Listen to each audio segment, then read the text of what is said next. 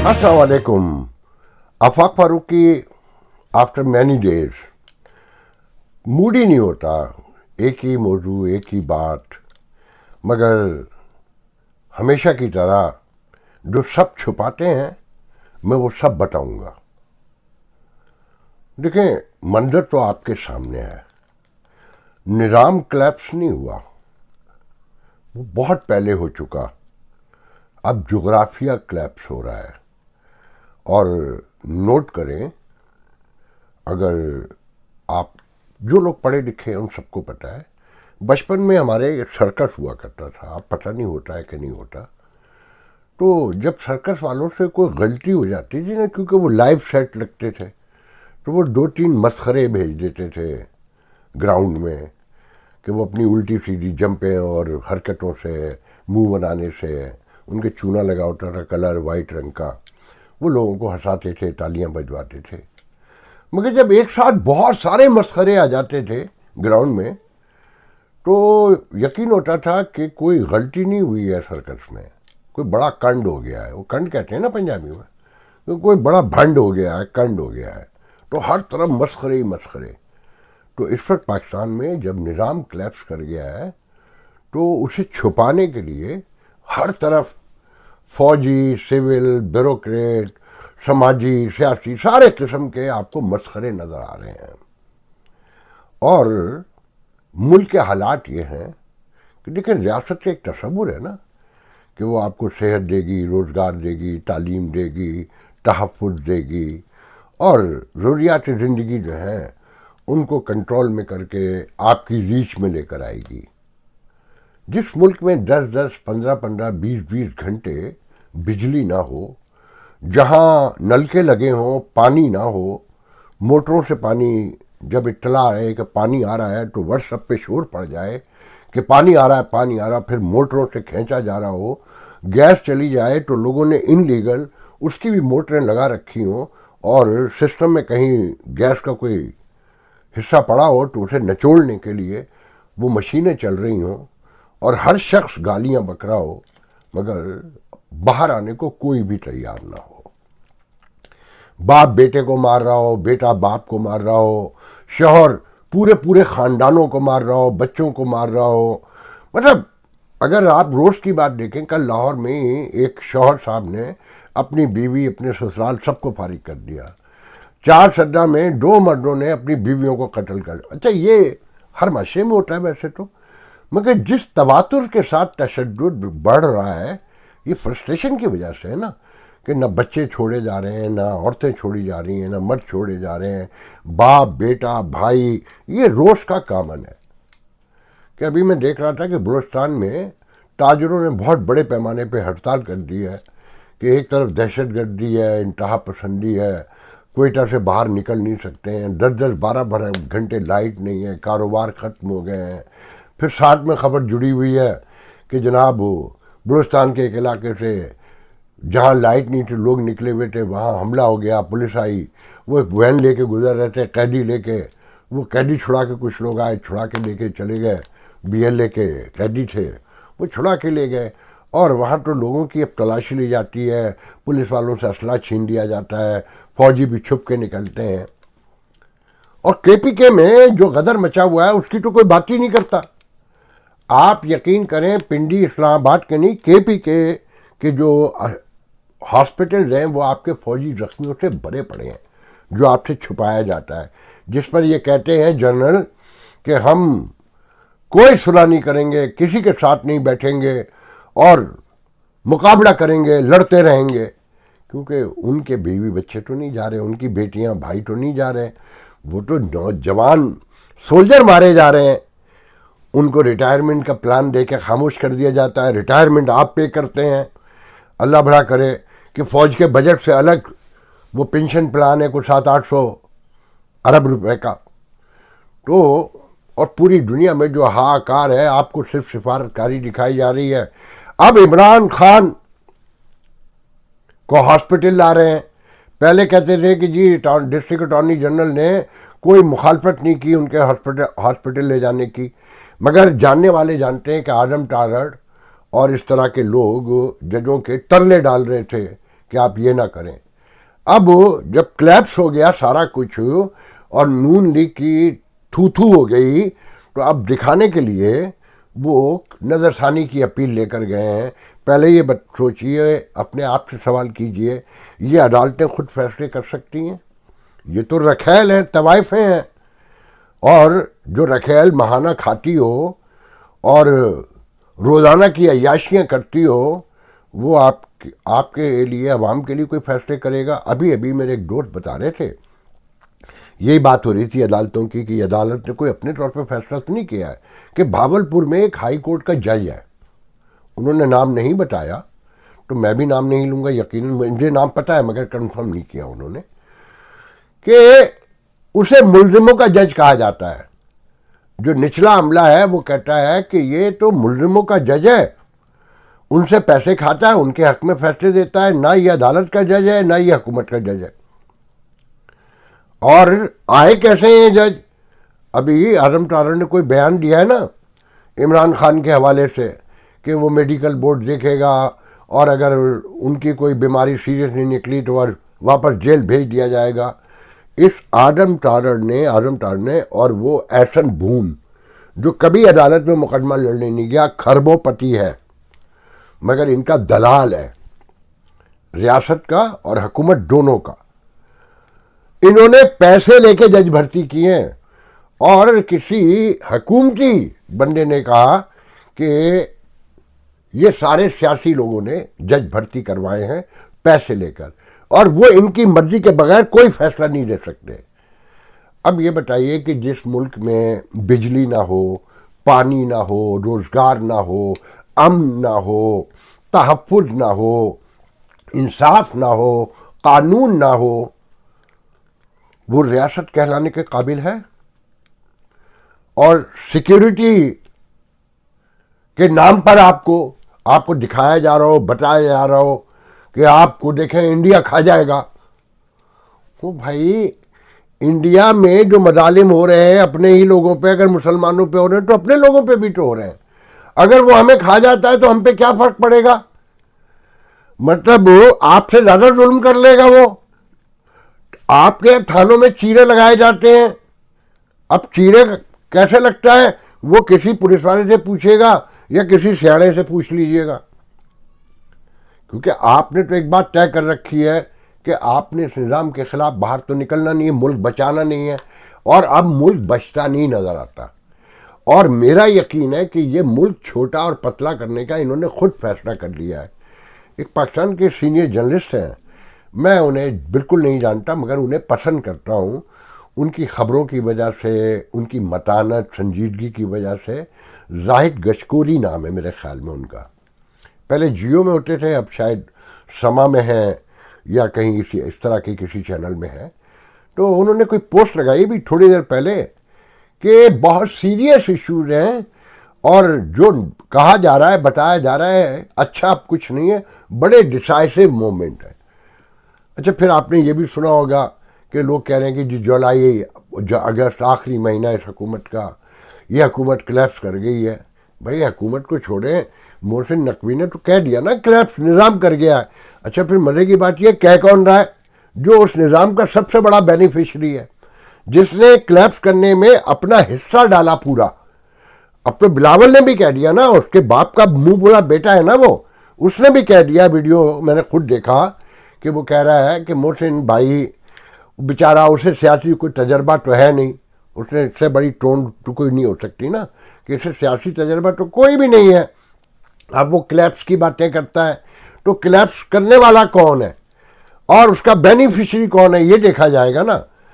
اب آپ کو صوبوں کے، بلدیاتی انتخابات کے، انتظامی یونٹ کے ڈرامے دے کر آپ کو کھڑا رکھا ہوا ہے، اور تالیاں بجا رہے ہیں. آپ بھوکے رہ کے، ننگے رہ کے، پیاسے رہ کے، گرمی کی شدت سے مر کے آپ اس انٹرٹین میں لگے ہوئے ہیں کہ سرکس کے اندر مسخرے ناچ رہے ہیں، ہر طرف الٹی سیدھی حرکتیں کر رہے ہیں، اور کوشش کر رہے ہیں کہ جو کنڈ ہو گیا ہے اسے کنٹرول کر لیں، مگر وہ کنڈ اب کنٹرول نہیں ہوگا.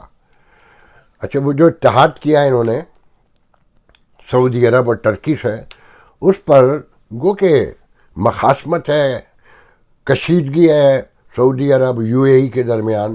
جو یو اے ای کے صدر ہیں ان کے ایک سابق ایڈوائزر ہیں, عبداللہ نام ہے میرے خیال میں, اور تجزیہ نگار بھی ہیں بڑے. انہوں نے دلچسپ ترین بیان دیا ہے. انہوں نے کہا کہ حیرت ہوتی ہے کہ پاکستان جیسا ملک, اس کے سیاسی, سماجی اور اکانومی کے پورے بیک گراؤنڈ میں, کہ وہ اپنا ملک تو سنبھال نہیں پا رہے. ان کے یہاں جو حالات ہیں وہ پوری دنیا کو پتہ ہے, وہ دنیا کی سیکیورٹی کریں گے. اچھا, پاکستانی عوام تو بائے کر لیں گے کیونکہ جہالت ہے اور اندھیرا ہے, لائٹ نہیں ہے. اگر لائٹ نہیں ہے تو نیٹ تو ویسا ہی نہیں ہے نا, تو دنیا کے بارے میں تو پتہ ہی نہیں چل کے دے رہا. اور یہ کیا کر رہے ہیں؟ اچھا, ایک بات ذہن میں رکھیں,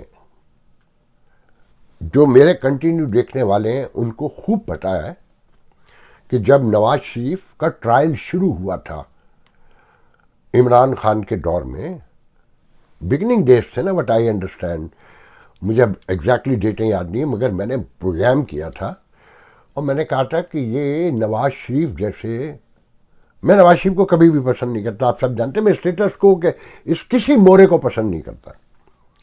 تو میں نے کہا تھا یہ ریاست اتنی کمزور ہو گئی ہے کہ نواز شریف جیسے لیڈر کو جیل میں نہیں رکھ سکتی. تو پھر آپ نے دیکھا کہ انہیں بھگانا پڑا. جب یہ عمران خان کو لے کر جا رہے تھے اور تیاریاں ہو رہی تھیں, میں نے جب بھی کہا تھا کہ یہ پھر بھی بلنڈر کرنے جا رہے ہیں, یہ عمران خان کو جیل میں نہیں رکھ سکیں گے. یہ جو آج گراؤنڈ پر سارے ایشوز ہیں اس میں عمران کے جیل میں ہونے کی بھی ایک بڑی وجہ ہے. میں پہلے ایک بات اور کہہ دوں, میرا یقین کامل ہے کہ عمران خان کو اگر یہ جیل میں نہ رکھتے اور مقدمے بنانے سے نا, پیشیاں ہونے دیتے, عدالتوں کو فیصلے کرنے دیتے, اسے سیاست کرنے دیتے, وہ اب تک خود کریپس ہو گیا ہوتا. میں پورے یقین سے یہ بات جانتا ہوں. مگر آپ نے اسے نہ صرف بہت بڑا لیڈر بنایا اور اپنے لیے, ریاست کے لیے پورا عذاب بنایا. اچھا, یہ آپ نے بنانا ہوتا ہے کیونکہ آپ کو اللہ تعالیٰ نے عقل تو دی نہیں ہے, بقول فراز کے کہ عقل سے بڑی بھینسیں فیصلے سناتی ہیں. تو آپ فیصلے سنانے کے لیے فیصلہ کرنے سے پہلے سوچنا تو ہوتا ہی نہیں ہے, کیونکہ یہ آپ کا کام ہی نہیں ہے. اب آپ سمجھتے ہیں ہاسپٹل لے جا کے اور ہاسپٹل سے بنی گالا شفٹ کر کے آپ کو سکون مل جائے گا. بالکل بھی نہیں, آپ کو بالکل کوئی قرار نہیں آنا. گراؤنڈ لاکھ کہیں تحریک انصاف کے لوگ کہ کسی نے ہاسپٹل کی طرف نہیں جانا, کسی نے کوئی مظاہرہ نہیں کرنا, کسی نے ملنے کی آرزو نہیں کرنی. مگر کب تک روکیں گے آپ, کتنا روکیں گے آپ؟ جو لوگوں کے ذہنوں میں سودا سما گیا ہے اور جو اس اسٹیبلشمنٹ سے نفرت اور جو اس حکومت سے بیزاری ہے, وہ لوگوں کو رکنے نہیں دے گی. خاص کر جب بنی گالا لے جائیں گے اس کے بعد تو ناممکن ہو جائے گا. میں آج آپ کو راستہ بھی بتاؤں گا کہ واحد راستہ کیا بچا ہے, مگر جانے کیوں مجھے یہ یقین ہو گیا ہے کہ یہ لوگ اس ملک کو توڑنا چاہتے ہیں. یہ 10 بلین, آج تو وزیر خزانہ نے بھی کنفرم کر دیا نا کہ امریکہ سے $10 بلین مانگے ہیں, وہ یہاں کی کانگریس کی منظوری سے ناممکنات میں سے ہے.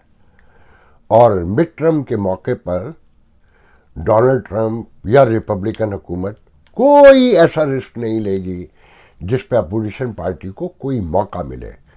اور یہ بھی ذہن میں رکھیے گا, یہ جو صوبے یہ پوری کوشش ہے, کیونکہ یہاں منظر بظاہر نظر آ رہا ہے کہ ہاؤس تو چینج ہو ہی جائے گا اور کنٹرول ہو جائے گا ڈیموکریٹ کا. میں نہیں کہہ سکتا, کچھ مکس خبریں ہیں. کل تو الاسکا کے اور فلوریڈا کے اور بہت سارے انتخابات جو پرائمریز ہوئی ہیں, جو ڈیموکریٹ کے اندر سوشلسٹ ڈیموکریسی کی اور نارمل نیوٹرل ڈیموکریٹ کی اور سیکولر ماڈرن جو نارمل لوگ ہیں ان کی لڑائیاں, وہ ووٹ پہ کتنا امپیکٹ ڈالیں گی, وہ ایک کنفیوژن سا کریٹ ہو گیا ہے. ابھی کوئی بات حتمی نہیں کی جا سکتی. اور پھر امیگریشن کے حوالے سے جو لوگ یہاں پریشان ہیں, اس میں تھرڈ ورلڈ کنٹریز کے لوگ ہیں, وہ ووٹ ڈالنے نکلیں گے نہیں نکلیں گے, یہ ایک لمبی کہانی ہے. مگر یہ ذہن میں رکھیں, اگر ہاؤس پر کنٹرول ہو جاتا ہے نیچے ڈیموکریٹ کا, ना हो सेनेट पर, सदर तो हैं ही और वो रहेंगे 2028 तक। डोनाल्ड ट्रंप एक सिंगल पेनी नहीं निकाल सकती हुकूमत हाउस की मर्जी के बगैर, मुमकिन ही नहीं है। कोई ऐसा कानून का ऐसी क्लॉज मौजूद नहीं है कि हुकूमत $10 बिलियन निकाल कर दे दे, और कैश देने की अमेरिका की कोई रिवायत भी नहीं है ऐसी, इल्ला ये कि अपने बहुत बड़े इंटरेस्ट ना हो। यूक्रेन से लेकर हम सैकड़ों मिसालें दे सकते हैं, मगर कोलिशन फंड तो पाकिस्तान को दिया गया है और इसी नामों पे पैसे मिलते रहे हैं।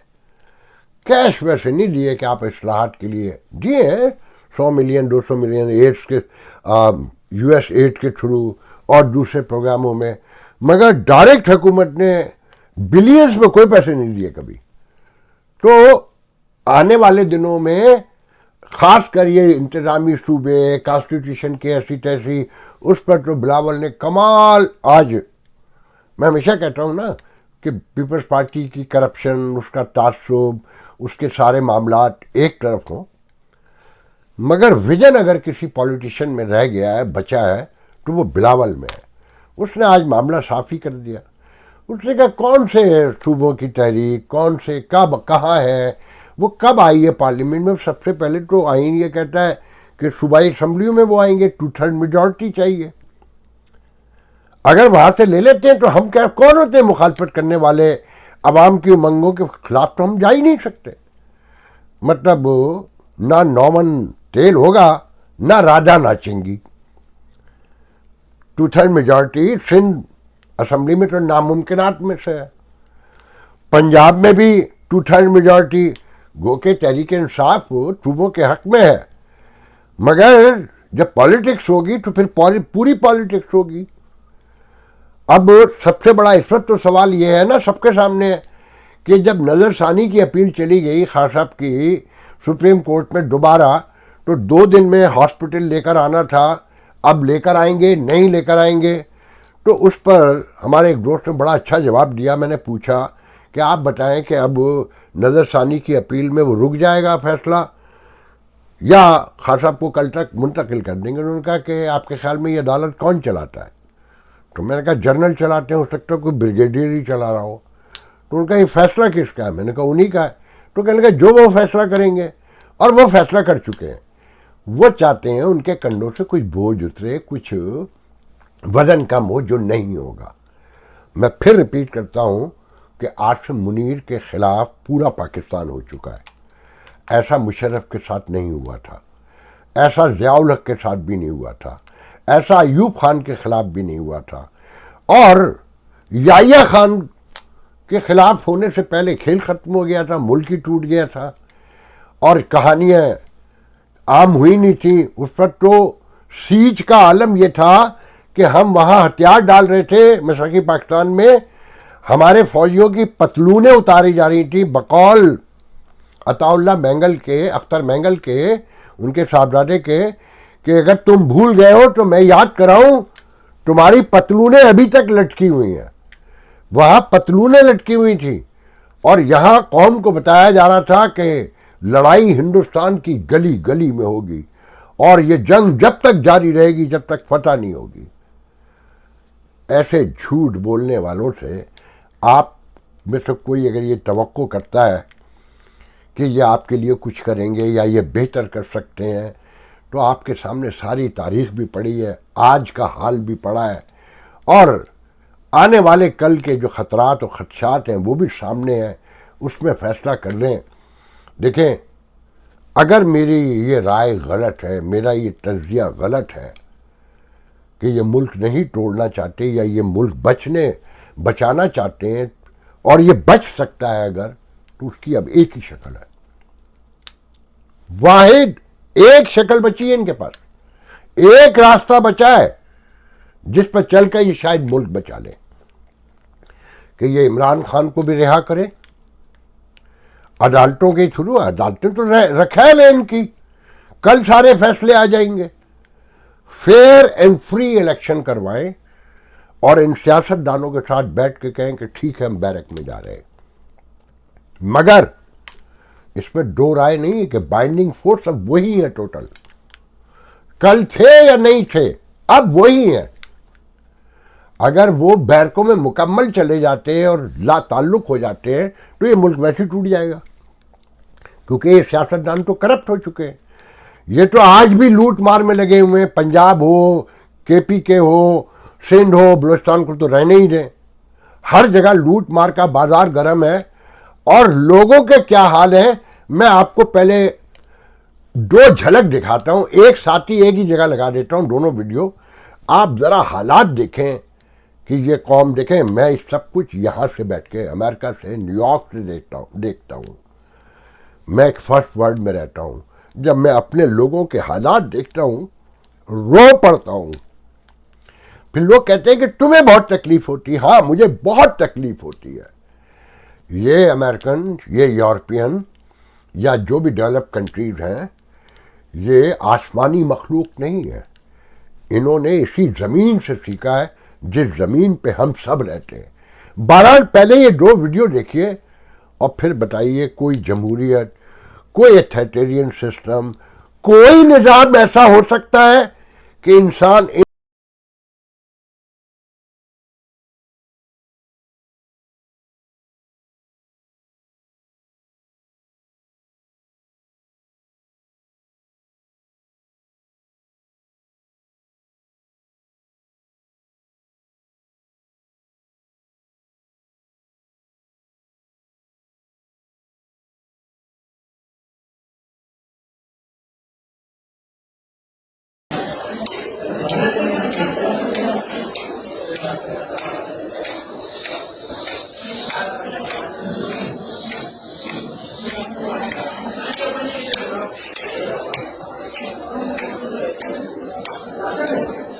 میں آپ کو درجنوں ویڈیو دکھا سکتا ہوں ایسے، درجنوں.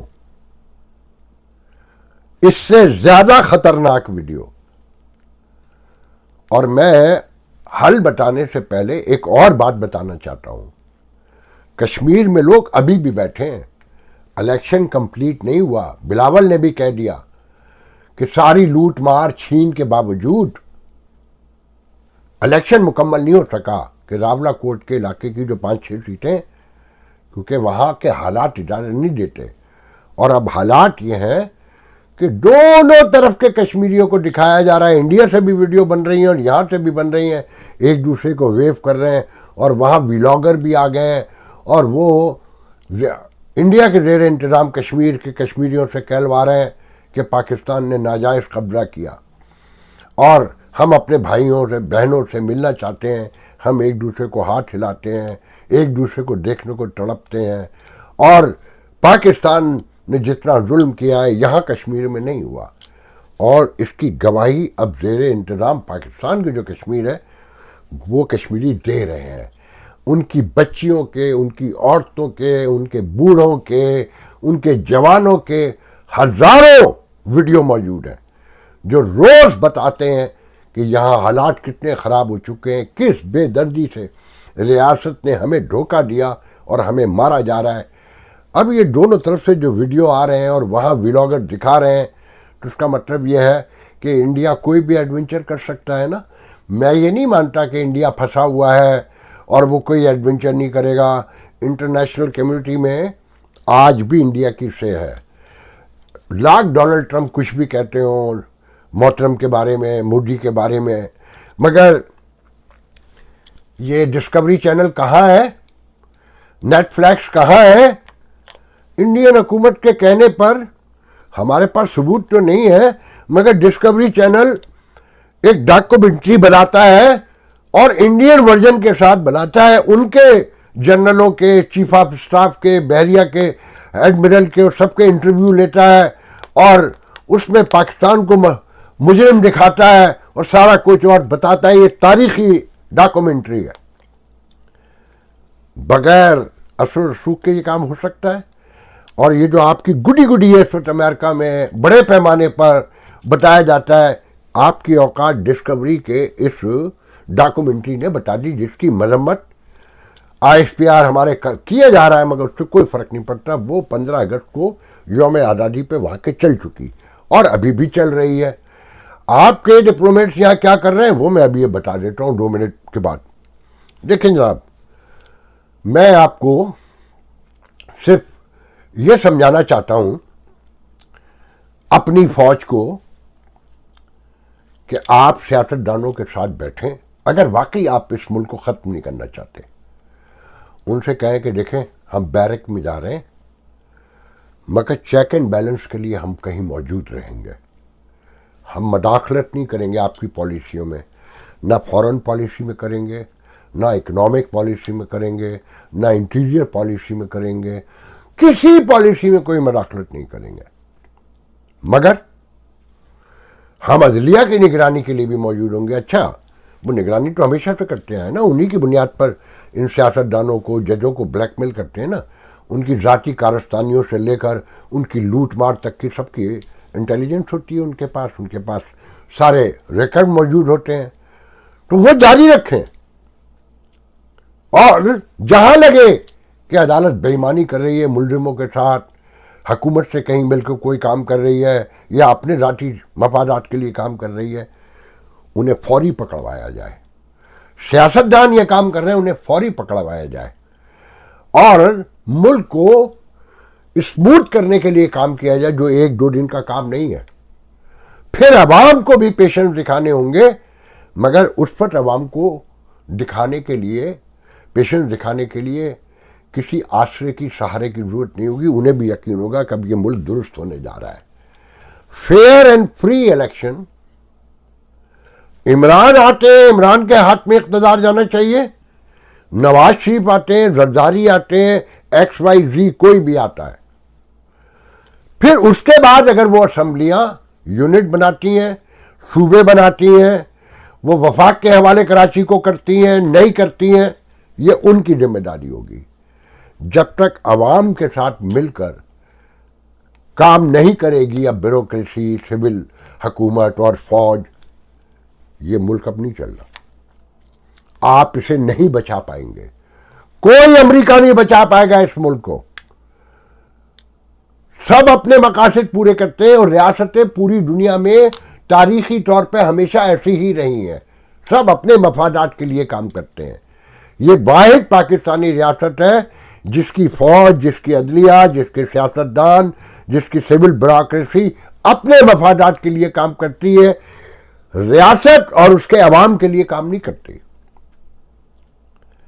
اور اس میں آپ کا بہت بڑا دخل ہے. آپ سے مطلب صرف پاکستان میں رہنے والے نہیں.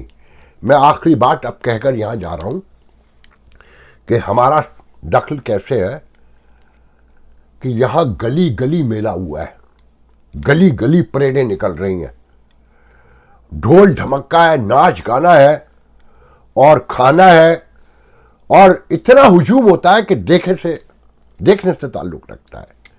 مگر مجال ہے جو کسی اسٹیج پر کسی نے پاکستان کے حالات پر تشویش کا اظہار کیا ہو، کسی نے جرت کی ہو یہ پوچھنے کی کہ 78 سال میں یہ ملک کہاں سے کہاں پہنچ گیا. آپ یہ سوچیں، میں ہوں یا کوئی بھی جو اوورسیز پاکستانی ہے، اگر ہم راجہ انڈر تھے تو یہاں تو نہیں آتے نا. روٹی کی تلاش میں آئے تھے نا، بھوک ننگ سے، گھٹن سے بھاگ کر آئے تھے، تنگ آ کر بھاگ کر آئے تھے، صحت کے لیے، تحفظ کے لیے، امن کے لیے، تعلیم کے لیے، اپنے بچوں کا مستقبل بنانے کے لیے آئے تھے نا. کوئی ان سے کوئی پوچھے کہ آج جس طرح تم مست ہو، وہ پیچھے رہ جانے والے تمہارے بہن بھائی، ماں باپ، یار دوست ہیں نا، وہ جو تم ڈالر بھیجتے ہو وہ تو حکومتیں چٹ کر جاتی ہیں. اس کے بدلے میں انہیں جو ملتا ہے، اور وہ تمہارے ٹکڑوں کے محتاج رہتے ہیں.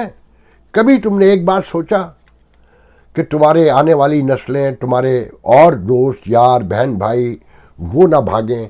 تم نے یہاں پر جو اس کی قیمت ادا کی ہے کہ جنازے نہیں دیکھے ماں باپ کے، بہن بھائیوں کی شادیاں نہیں دیکھی، اپنے بچوں کو جوان ہوتے ہوئے، بڑا ہوتے ہوئے نہیں دیکھا، عمریں گزر گئیں، بیویوں کی شکلیں نہیں دیکھیں، اپنے پیاروں کی شکلیں بھول گئے.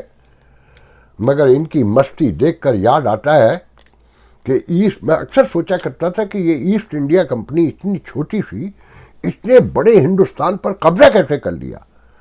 اس بے حسی کو دیکھ کر یہ مسئلہ حل ہوا کہ ایسے حل کر لیا کہ جب میری جیب میں پیسے آ جائیں تو میں کسی کا بھائی نہیں، کسی کا بیٹا نہیں، کسی کا دوست نہیں، کسی کا شوہر نہیں، کسی کا کوئی شہری نہیں، کوئی وطن نہیں، جہاں مجھے مال ملے اور میری خرمستیاں پھر دیکھنے کی ہوتی ہیں۔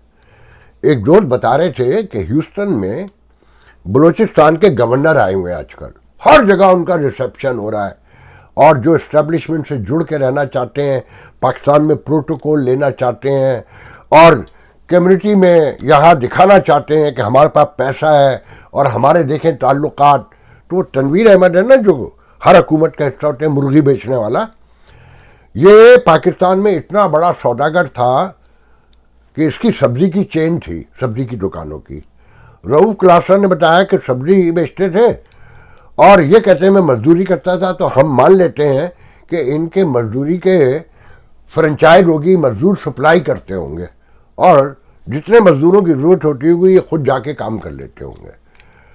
پہلے بیٹے کی یا بیٹی کی شادی میں نہال ہاشمی کو گورنر کو بلایا تھا، اب بلوچستان کے گورنر کو لے کر آ گئے۔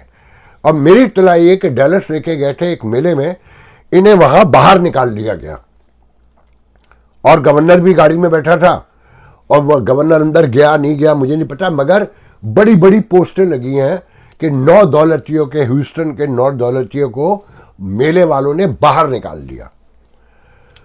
تو ایک فنکشن ہوا ہیوسٹن میں، مجھے ایک دوست نے فون کیا، یہ آخری واقعہ سنا کہ میں اجازت چاہوں گا، وہاں گورنر بلوچستان تھے، میں نے اس پہ ایک آرٹیکل بھی لکھا کہ کسی نے اس گورنر سے یہ نہیں پوچھا